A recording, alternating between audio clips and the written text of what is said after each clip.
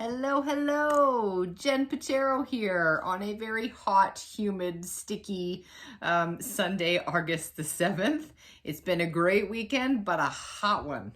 Hope everybody's had a fantastic weekend and a great few weeks. It's been a couple of weeks since I made a video, so thought I would jump in on make a video today and chat a little bit about what exactly it is that I've been up to in my prep for the last 2 months. We're going to talk a lot about protein, specifically protein thresholds.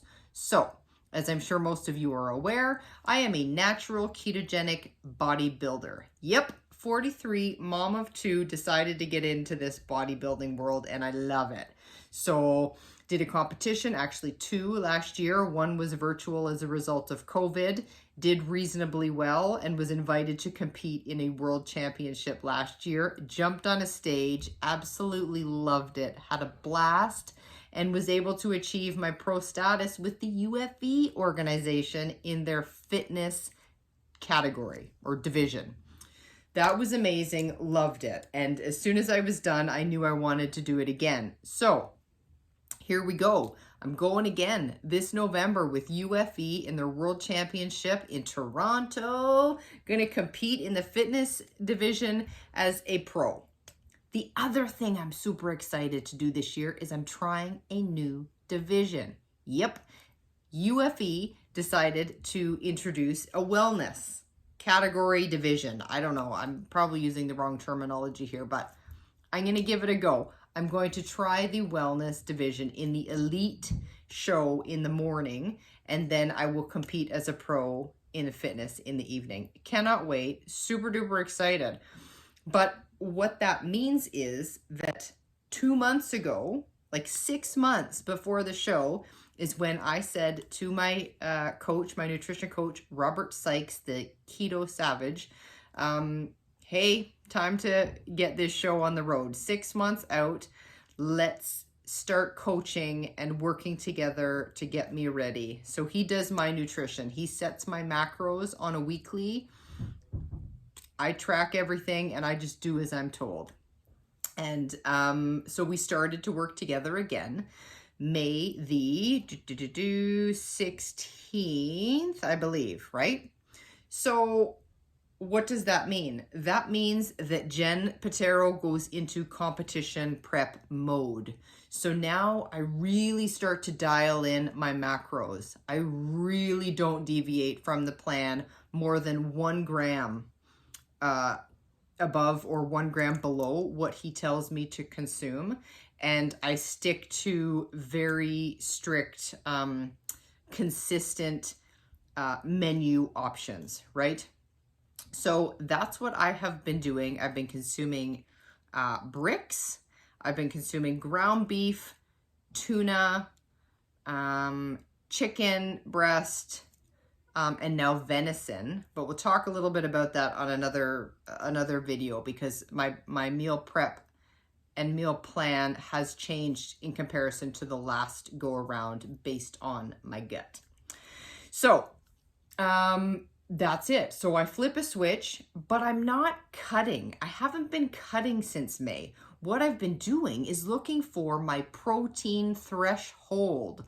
So what this means is I'm a keto athlete. I need to consume high fats. That's my fuel source. I need a lot of it.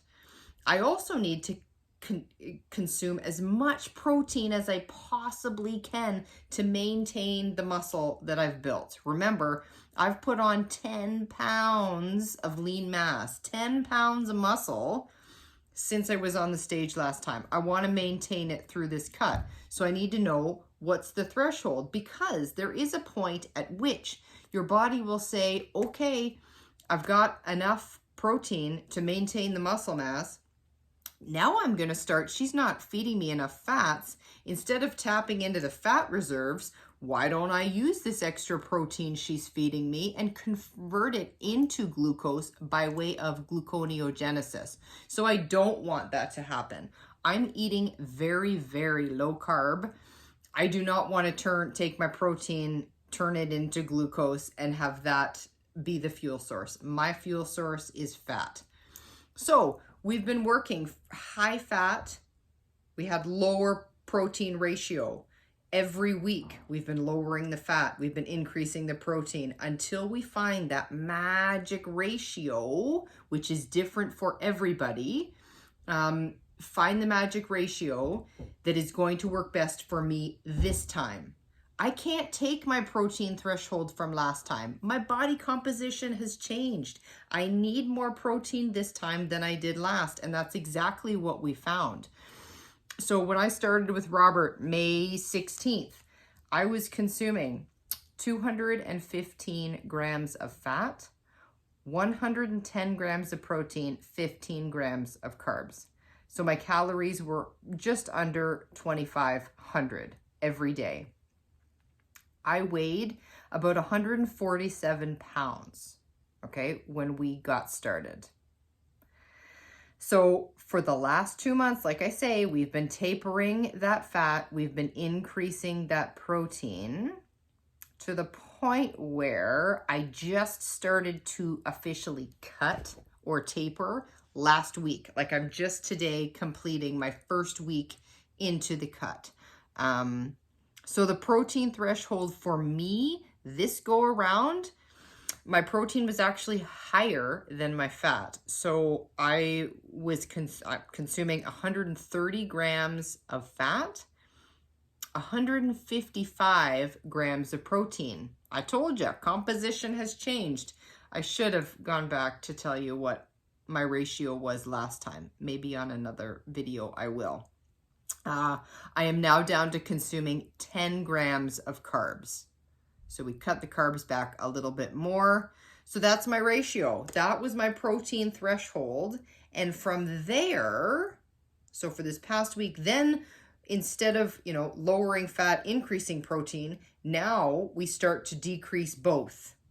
And this is the cut. So in fairness, during the protein threshold, your calories do lower. They reduce each week, but not by a ton, not as much as when you're tapering both macronutrients. So my protein threshold, the calories were at roughly 1,820-ish. It's hard because I override. He sets the macros and I override them with what I actually do. So I think 1830, because some days I do hit it bang on. Other days I may go over by 1 gram of fat or over by 1 gram of protein. And then if that's the case, then I make sure that I'm under by 1 gram in the other macro. I get pretty darn dialed in, and I never ever hit 10 grams of carbs. I'm always like 6, 6, 3, 8, 4, 6. Like I don't hit 10 grams of carbs. Anyways, so that's where the protein threshold was.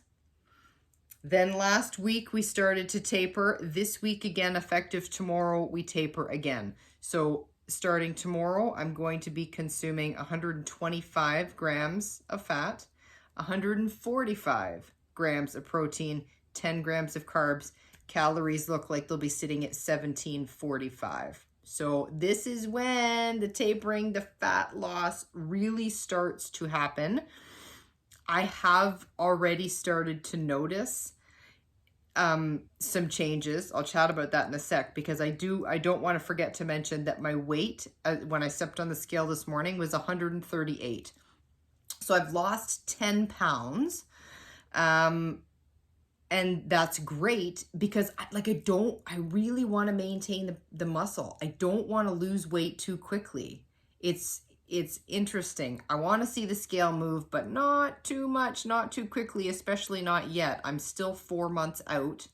Well, okay, getting close to the 3-month mark, but I'm still a ways out. So I want to maintain as much muscle as I possibly can and just gradually chip away, eat away at some of my own adipose tissue to really lean out for the show. So that is where I sit. That is my weight currently. And yeah, I just wanted to say, this time is a little bit different because I can genuinely feel it. I can taste it. It sounds crazy, But you know when you are in ketosis, your body's making ketones, so acetone, you can taste that. I'm sure, like morning breath. It sounds awful, but like that's legit what it is. You wake up in the morning after not eating all night. You've got acetone breath. And so I'm just noticing more of that. I'm noticing I feel leaner. I'm fitting into clothes that haven't fit. So I can already tell that as soon as we flip that switch, we find the threshold and we start the cut, like I'm feeling it. Yeah, so I'm feeling like we're in a really good place, excited to see where we're able to take it this time, and learning a lot along the way. So protein threshold was the start of my game. Now we're at the cut and the tapering, and I'll keep you posted as to how it goes, and try to provide, I wanted to provide 2 protein tips that I've learned along the way. One, at KetoCon, Dr. Gabriel Lyon shared with us that if you're consuming a meal, when you eat a meal, you must consume between 30 and 50 grams of protein to stimulate muscle protein synthesis. You want to generate muscle, you need to be eating at least 30 to 50 grams of protein. If you're not building. The other tip I wanted to share was, at every meal, do your best to equate macros. What I mean by that is, don't eat all of your fat at lunch and then all of your protein at dinner. Try and have at least a 1-to-1 ratio, or as close to a 1-to-1 ratio at each meal as possible. It helps your body, it helps sleep. I know if I eat too much protein later in the day or at night, I do not get a good night's sleep. So balancing it really helps me with my sleep. The other thing too is, just the way your body utilizes those macronutrients. If you are, again, over consuming the protein at a meal and under consuming the fats, is your body going to take some of that protein and through gluconeogenesis turn it into sugar? That's not what you want. You want to give it enough of the fuel source at each meal that it's burning, right? Burning the fat for the fuel, but also adequate protein. So just another tip or trick, something to think about as you plan your day, plan your macros. It's about the macros, trying to hit them as close as possible, but also trying to balance them at each meal. Anyways, that's it for today. I am super hot in here, so I'm going to hit some AC. Have an amazing week. Thank you so much for following along. And if you have any questions, don't hesitate to ask. Always happy to chat. Take care. Bye for now.